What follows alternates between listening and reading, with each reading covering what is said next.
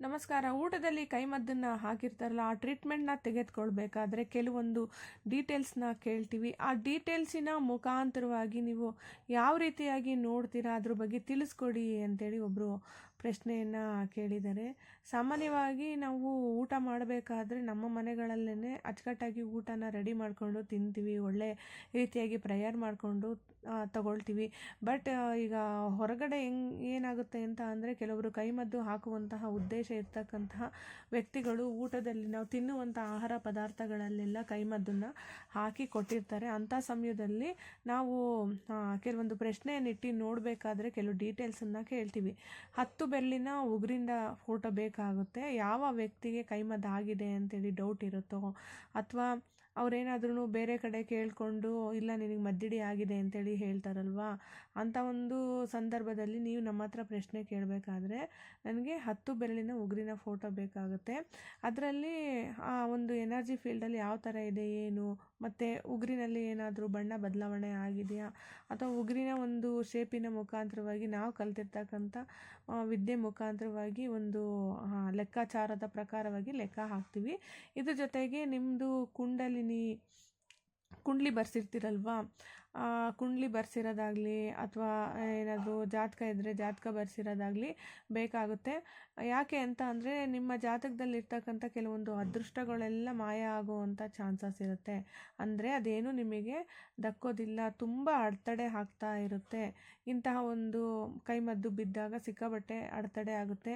ಕೆಲವ್ರದ್ದೆಲ್ಲ ಜಾತಕ ಇದ್ದಕ್ಕಿದ್ದಂಗೆ ಬಂದಾಗುತ್ತೆ, ಅಥವಾ ಜಾತಕದಲ್ಲಿರುವಂತಹ ಕೆಲವೊಂದು ಅದೃಷ್ಟಗಳೆಲ್ಲ ನಿಮ್ಮ ಕೈ ತಪ್ಪಿ ಹೋಗ್ತಾ ಇರುತ್ತೆ. ಇಲ್ಲ ಅಂದರೆ ನಿಮ್ಮ ಜಾತಕದಲ್ಲಿರ್ತಕ್ಕಂಥ ಅದೃಷ್ಟನ ಏನು ಮಾಡ್ತಾರೆ ಅಂದರೆ ಅದನ್ನು ವಶೀಕರಣ ಮಾಡ್ಕೊತಾರೆ. ಕೆಲವರು ವಶೀಕರಣ ವಿದ್ಯೆಯನ್ನು ಕಲ್ತ್ಕೊಂಡಿರೋವಂಥವ್ರು. ಈಗ ನಿಮಗೇನೋ ಒಂದು ಸೈಟ್ ತೊಗೋಬೇಕು ಅಂತ ಜಾತಕದಲ್ಲಿ ಇರುತ್ತೆ. ಈಗ ನಾನೇ ಹೇಳಿರ್ತೀನಿ ಅಂತ ತಿಳ್ಕೊಳ್ಳಿ, ನಿಮಗೆ ಸೈಟಿನ ಯೋಗ ಇದೆಯಪ್ಪ ಅಂಥೇಳಿ. ನೀವು ಅಂದ್ಕೊಂತೀರ 4 ಕಾಸು ಕೈಯಲ್ಲಿಲ್ಲ, ಏನಿಲ್ಲ, ತಿನ್ನೋಕ್ಕೆ ಗತಿ ಇಲ್ಲಪ್ಪ, ಇವ್ರು ನೋಡಿದ್ರೆ ಸೈಟ್ ತೊಗೊಳ್ತೀಯಾ, ಮನೆ ಮಾಡ್ತೀಯಾ ಅಂತ ಎಲ್ಲ ಹೇಳ್ತಾರೆ ಅಂಥೇಳಿ ಅಂದ್ಕೊತೀರ. ಮತ್ತು ಇನ್ನೂ ಕೆಲವೊಬ್ಬರಿಗೆ ಹೇಳಿರ್ತೀನಿ, ನಿಮಗೆ ಮದುವೆ ಯೋಗ ತುಂಬ ಚೆನ್ನಾಗಿದೆ, ಇನ್ನೇನು 2 ತಿಂಗಳಲ್ಲ 3 ತಿಂಗಳಲ್ಲ ಆಗ್ತೀರಾ ಅಂತೇಳಿ. ಬಟ್ ಅದು ಆಗೋದಿಲ್ಲ. ಈ ಥರ ಒಂದು ಸಂದರ್ಭದಲ್ಲಿ ಏನಾಗುತ್ತೆ ಅಂದರೆ, ಮದ್ದಿಡಿ ಬಿದ್ದಾಗ ಇವೆಲ್ಲ ಅಡೆತಡೆಗಳು ಆಗ್ತಾ ಬರುತ್ತೆ. ಇದ್ರ ಜೊತೆಯಲ್ಲಿ ನೀವು ಡಾಕ್ಟ್ರ್ ಕಡೆನೂ ಹೋದಾಗ ಏನೋ ಒಂದು ಸಮಸ್ಯೆ ಇರುತ್ತೆ, ದೈಹಿಕ ಸಮಸ್ಯೆ. ಆ ಸಮಸ್ಯೆ ಬಗೆಹರಿತಾನೇ ಇರೋದಿಲ್ಲ. ಏನಪ್ಪ ಮಾಡೋದು ಅಂತೇಳಿ ನೀವು ಡಾಕ್ಟ್ರ್ ಕಡೆ ಹೋಗಿ ನೀವು ಅಲ್ಲಿ ಬರೆಸ್ಕೊಂಡು ಸ್ಕ್ಯಾನು ಮಾಡಿಸ್ಕೊತೀರಲ್ವ, ಆ ಸ್ಕ್ಯಾನಿಂಗ್ ರಿಪೋರ್ಟಲ್ಲೂ ಕೂಡ ಅಷ್ಟೇ ಏನು ಗೊತ್ತಾಗೋದೇ ಇಲ್ಲ. ಜಾಸ್ತಿ ಏನು ಬರುತ್ತೆ ಅಂದರೆ ಗ್ಯಾಸ್ಟ್ರಿಕ್ ಸಮಸ್ಯೆ ಇದೆ ಅಂತೇಳಿ ಬರುತ್ತೆ. ಮತ್ತಿನ್ನೂ ಕೆಲವೊಬ್ಬರಿಗೆ ಈಗ ಒಂದು ಕಡೆ ಸ್ಕ್ಯಾನ್ ಮಾಡಿಸಿರ್ತೀರಲ್ಲ, ಆ ಥರ ಆಗುತ್ತೆ. ಒಂದು ಕಡೆ ಸ್ಕ್ಯಾನ್ ಮಾಡಿಸಿರೋ ಕಡೆ ಒಂದು ವಿಷಯ ಗೊತ್ತಾಯಿತು ಅಂದರೆ, ಇನ್ನೊಂದು ಕಡೆ ಸ್ಕ್ಯಾನ್ ಮಾಡಿಸಿರೋ ಕಡೆ ಅದು ಬೇರೆ ರೀತಿಯಾಗಿರ್ತಕ್ಕಂಥ ವಿಷಯ ಗೊತ್ತಾಗುತ್ತೆ. ಈಗ ನೋಡಿ, ಮೊನ್ನೆ ಯಾರೋ ಒಬ್ಬರು ಬಂದಿದ್ದರು, ಅವರಿಗೆ ಹೆಂಗಪ್ಪ ಅಂದರೆ ಗರ್ಭಕೋಶದಲ್ಲಿ ಗಡ್ಡೆ ಇದೆ ಅಂತೇಳಿ ಒಂದು ಕಡೆ ಹೇಳಿದ್ದಾರೆ, ಮತ್ತು ಇನ್ನೊಂದು ಕಡೆ ಲೇಯರು ದಪ್ಪ ಆಗಿದೆ ಅಂತ ಹೇಳಿದ್ದಾರೆ, ಮತ್ತೊಂದು ಕಡೆ ಹೇಳಿದ್ದಾರೆ ನಿಮಗೇನೋ ಸಮಸ್ಯೆನೇ ಇಲ್ಲ, PCOD ಸಮಸ್ಯೆ ಅಂತ ಹೇಳಿದ್ದಾರೆ ಅವರು. ಹೀಗೆ ಎಲ್ಲೆಲ್ಲಿ ಯಾವ್ಯಾವ ರೀತಿಯ ಸ್ಕ್ಯಾನ್ ಮಾಡಿಸ್ತೀವೋ ಅಲ್ಲೆಲ್ಲ ತುಂಬ ಬದಲಾವಣೆ ಆಗುತ್ತೆ. ಮತ್ತು ಈ ರಿಪೋರ್ಟಲ್ಲೆಲ್ಲ ಫುಲ್ಲು ನಾರ್ಮಲ್ ಅಂತ ಬರುತ್ತೆ. ಇರೋ ಸಮಸ್ಯೆ ದೈಹಿಕ ಸಮಸ್ಯೆ ಹಾಗೇ ಇರುತ್ತೆ.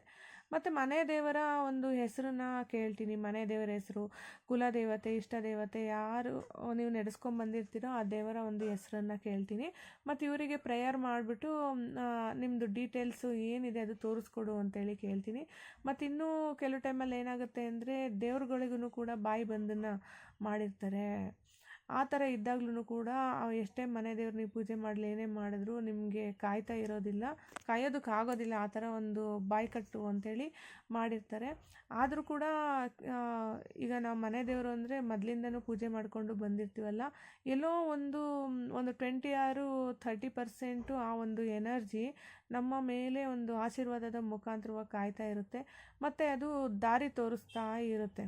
ಒಂದಲ್ಲ ಒಂದು ಕಡೆ ನೀವೆಲ್ಲ ಹೋಗ್ತಾ ಇರ್ತೀರಲ್ವ, ಎಲ್ಲಾದರೂ ಒಂದು ಕಡೆ ಎಲ್ಲ ದಾರಿ ತೋರಿಸುತ್ತೆ.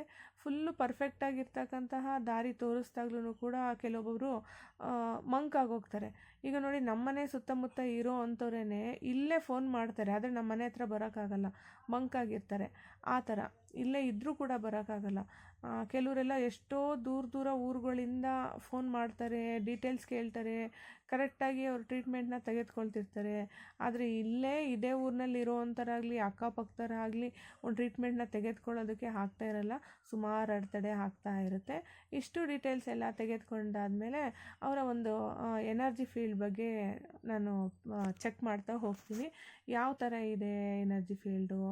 ಈಗ ಕೆಲವು ಟೈಮಲ್ಲೆಲ್ಲ ಜಾತಕ ಬಂದ ಹಾಗಿರುತ್ತೆ, ಮತ್ತಿನ್ನು ಕೆಲವು ಟೈಮಲ್ಲೆಲ್ಲ ವ್ಯಕ್ತಿಗೆ ಏನೋ ಒಂದು ಕೆಟ್ಟದ್ದೇನೋ ಮಾಡಿರೋ ಅಂಥದ್ದು, ಆತ್ಮ ಬಿಟ್ಟಿರೋ ಅಂಥದ್ದು, ಇಲ್ಲ ಮದ್ದಿಡಿಯ ಜೊತೆಯಲ್ಲೇ ಬೇರೆ ಇನ್ನೇನಾದರೂ ಸೇರಿದೆಯಾ, ಮೊದಲಿನ ಇವರ ಎನರ್ಜಿ ಹೇಗಿತ್ತು, ಇವಾಗ ಯಾವ ಥರ ಇವರ ಎನರ್ಜಿ ಎಲ್ಲ ಬದಲಾವಣೆ ಆಗ್ತಾ ಇದೆ, ಈ ಬದಲಾವಣೆ ಆಗೋದಕ್ಕೆ ಕಾರಣ ಏನು, ಮತ್ತು ಯಾವ ದಿಕ್ಕಿನಿಂದ ಬಂದಿದೆ, ಇಲ್ಲ ಯಾರಾದರೂ ಏನಾದ್ರು ಸಮಸ್ಯೆ ಮಾಡಿದರೆ ಅದು ಕೂಡ ಕೆಲವು ಟೈಮಲ್ಲೆಲ್ಲ ಗೊತ್ತಾಗುತ್ತೆ, ಎಲ್ಲ ಟೈಮಲ್ಲೂ ಕೂಡ ಗೊತ್ತಾಗೋದಿಲ್ಲ. ಅಕಸ್ಮಾತ್ ಗೊತ್ತಾದ್ರೂ ಕೂಡ ನಾವು ಹೇಳೋಕ್ಕಾಗಲ್ಲ, ಒಬ್ರಿಗೊಬ್ರು ಜಗಳ ಆಡೋವಂಥ ಚಾನ್ಸಸ್ ಇರುತ್ತೆ. ಸೊ ಹಾಗಾಗಿ ಮತ್ತು ಈ ಎನರ್ಜಿ ಫೀಲ್ಡಲ್ಲಿ ಈಗ ನಮ್ಮ ಚಕ್ರಗಳಿರುತ್ತಲ್ಲ, ಚಕ್ರಗಳಲ್ಲೂ ಕೂಡ ಯಾವ ಥರ ಇಂಬ್ಯಾಲೆನ್ಸ್ ಆಗಿದೆ, ಯಾವ ಚಕ್ರದಲ್ಲಿ ಯಾವ ಭಾಗದಲ್ಲಿ ಇವರಿಗೆ ಹೆಚ್ಚು ಸಮಸ್ಯೆ ಕಾಡ್ತಾ ಇದೆ ಅಂಥೇಳಿ ಚೆಕ್ ಮಾಡ್ತಾ ಹೋಗ್ತೀವಿ. ಈ ಚೆಕ್ ಮಾಡೋದ್ರ ಮುಖಾಂತರವಾಗಿ ನಮಗೆ ಕೆಲವು ಡೀಟೇಲ್ಸು ಗೊತ್ತಾಗುತ್ತೆ. ಈಗ ಹಾರ್ಟ್ ಹತ್ರ ಅಂದರೆ ಹಾರ್ಟಿಗೆ ಸಂಬಂಧಪಟ್ಟಿರ್ತಕ್ಕಂಥದ್ದು, ಸ್ವಾದಿಷ್ಟಾನ ಅಂದರೆ ಗರ್ಭಕೋಶಕ್ಕೆ ಸಂಬಂಧಪಟ್ಟಿರುವಂಥದ್ದು, ಹೀಗೆ ಯಾವ ರೀತಿಯಾಗಿ ಇವರಿಗೆ ಸಮಸ್ಯೆ ಬಂದಿದೆ ಅಂಥೇಳಿ ನೋಡಬಹುದು. ಒಂದೊಂದು ಟೈಮ್ ಹೆಂಗಾಗುತ್ತೆ ಅಂತ ಅಂದರೆ ಈ ಸಮಸ್ಯೆ ಹೆಂಗೆ ಬಂದಿದೆ ಏನು ಅಂಥೇಳಿ ನೋಡೋದಕ್ಕೇ ಅದು ದಾರಿ ಮಾಡಿಕೊಡೋದಿಲ್ಲ, ಸುಮಾರು ಟೈಮು ಬೇಕಾಗುತ್ತೆ. ಮತ್ತು ಹೆಂಗೆ ಬಂಧನ ಮಾಡಿದ್ದಾರೆ, ಯಾವ ರೀತಿಯಾಗಿ ಎಷ್ಟು ಇದಾಗಿ ಬಂಧನವನ್ನು ಮಾಡಿರ್ತಾರೆ. ಕೆಲವೊಂದು ದೇವಸ್ಥಾನಗಳಲ್ಲೆಲ್ಲ ಹೋಗಿ ಅದೇ ಮೊಳೆ ಹೊಡಿತಾರೆ, ತ್ರಿಶೂಲ ಚುಚ್ತಾರೆ, ಅವ್ರ ಹೆಸ್ರು ಹೇಳಿ ಇವ್ರ ಹೆಸ್ರು ಹೇಳಿ ಬೀಗ ಕಟ್ತಾರೆ, ಹಾಗೆ ಹೀಗೆ ಅಂತ ಹೇಳ್ತಿರಲ್ಲ. ಇದು ಒಂದು ರೀತಿ ಅದಕ್ಕಿಂತನೂ ತುಂಬ ಡೇಂಜರೇನೆ. ಆದರೂ ಈಗ ಕೈ ಮದ್ದನ್ನು ಹಾಕಿರ್ತಾರೆ, ಅದ್ರ ಜೊತೆಯಲ್ಲಿ ಬ್ಲ್ಯಾಕ್ ಮ್ಯಾಜಿಕ್ ಮಾಡ್ತಾರಲ್ಲ, ಈ ಥರ ಬಂಧನ ಆಗಿರುತ್ತೆ. ಮತ್ತು ಯಾವ ಭಾಗದಲ್ಲಿ ಹೆಚ್ಚು ಸಮಸ್ಯೆ ಕಾಡ್ತಾ ಇದೆ ಅಂಥೇಳಿ ನೋಡ್ಕೋಬೇಕಾಗುತ್ತೆ. ಒಂದೊಂದು ಟೈಮ್ ಗೊತ್ತಾಗುತ್ತೆ, ಒಂದೊಂದು ಟೈಮ್ 21 ದಿವಸ ಟ್ರೀಟ್ಮೆಂಟ್ನ ತಗೊಳ್ತಿರಲ್ಲ ಪ್ರಸಾದನ, ಅದಾದಮೇಲೆ ಗೊತ್ತಾಗುತ್ತೆ. ಮತ್ತು ಈಗ ಯಾವುದೋ ಒಂದು ಭಾಗದಲ್ಲಿ ಸಮಸ್ಯೆ ಆಗಿರುತ್ತಲ್ವ, ಹೆವಿ ಸಮಸ್ಯೆ ಇರುತ್ತಪ್ಪ, ಸಖತ್ತು ಮೀರೋಗಿರುತ್ತೆ, ಅಂಥದ್ದನ್ನು ಟ್ರೈ ಮಾಡ್ಬೋದು ಅಷ್ಟೇ, ಕಂಪ್ಲೀಟಾಗಿ ಅದು ವಾಸಿ ಆಗುತ್ತೆ ಅಂತಲೇ ಹೇಳೋದಕ್ಕೆ ಆಗೋದಿಲ್ಲ. ಈಗ ಫೈನಲಿ ಏನಪ್ಪ ಅಂತ ಅಂದರೆ ತಲೆಗೆ ಏರಿರುತ್ತಲ್ಲ ಅಂಥವ್ರಿಗೇನೂ ಮಾಡೋದಕ್ಕೆ ಆಗೋದಿಲ್ಲ, ದೇವರೇ ಕಾಪಾಡಬೇಕಾಗುತ್ತೆ. ಒಟ್ಟು ನಾವು ಪ್ರಯತ್ನ ಮಾಡೋ ಅಂಥದ್ದನ್ನು ನಾವು ಮಾಡಲೇಬೇಕಾಗುತ್ತೆ. ಫೈನಲ್ ಅಂತ ಅಂದರೆ ತಲೆಗೇರಿರೋವಂಥ ಮನುಷ್ಯ ಉಳಿಯೋದು ಕಷ್ಟ ಇರುತ್ತೆ.